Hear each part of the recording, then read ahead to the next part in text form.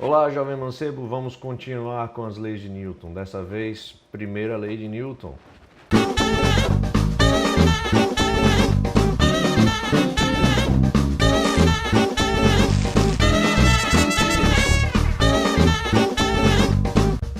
Ok, terminamos o último vídeo mostrando esse vídeo.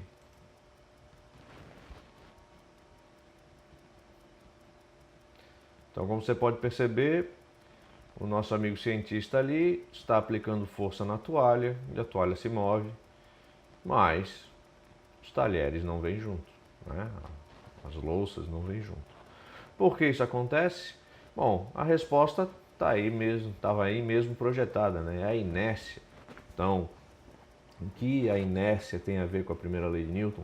Praticamente tudo. A primeira lei de Newton pode ser chamada de lei da inércia. E como a gente define essa lei, como a gente pode explicar por que acontece o que rolou ali no vídeo. Então veja só.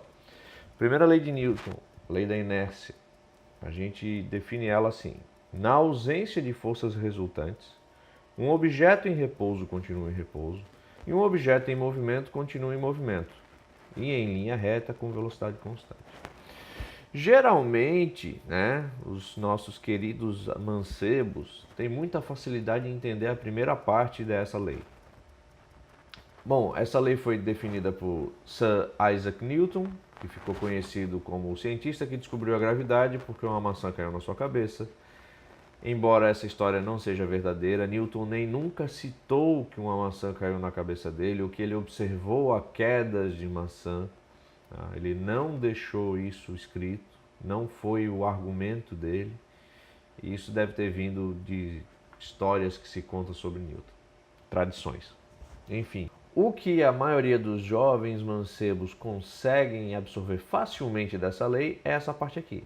Um objeto em repouso continua em repouso, a menos que haja alguma força nela. Ou seja, se as forças resultantes nela forem zero, né? Ou seja, não sobrar força nenhuma de qualquer jeito, por exemplo, se alguém empurra uma caixa, então existe uma força resultante, né? Porque ninguém está empurrando a caixa no sentido contrário, né? Se duas pessoas empurram a mesma caixa com a mesma força em sentidos contrários, não vai ter força resultante. Então, se ela estava parada, ela continua parada, certo?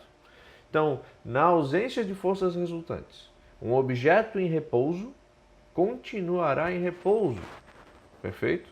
Então, se você está na sua cama com preguiça e não quer sair, e já são 7 horas da manhã, é a força resultante da sua mãe abrindo a porta do quarto, te dando aquela olhada, que vai fazer você sair da cama, entendeu? Ou seja, se o corpo está parado, ele permanece parado, a menos que uma força seja aplicada nele e a resultante dessas forças, ou dessa força, não seja igual a zero. Então, se houver força, um corpo parado deve se movimentar. Até aí tudo bem. O problema está na segunda parte. Um objeto em movimento continua em movimento em linha reta e com velocidade constante. Aqui é que o povo se embola. Por quê? Entender que um objeto tem velocidade, perfeito? Está se movimentando e não houver força nele, se nenhuma força externa for aplicada nele e houver uma resultante, então ele deve continuar esse movimento.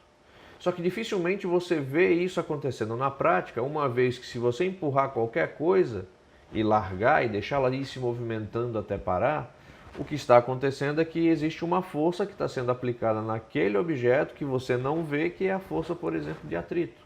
Se você empurra uma caixa, dá um chute num skate, chuta uma bola, ela vai andando até parar. Por quê? Porque em determinado momento uma força contrária ao movimento dela, que é a força de atrito, fez a bola, o skate, a caixa parar. Perfeito? Então, se não houvessem essas forças, ele continuaria o seu movimento. Perfeito? Em linha reta e com velocidade constante. A gente só consegue observar melhor esses efeitos na natureza em escalas astronômicas.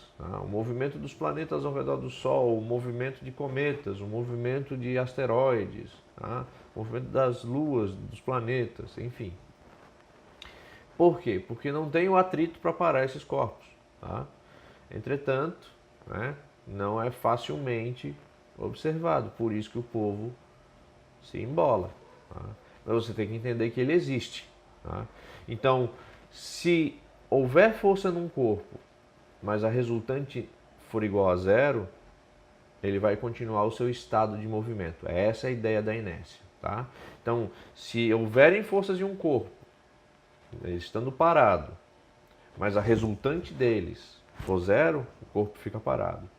Estando um corpo em movimento, se a resultante das forças que estão aplicadas nele for zero, ele continua em movimento.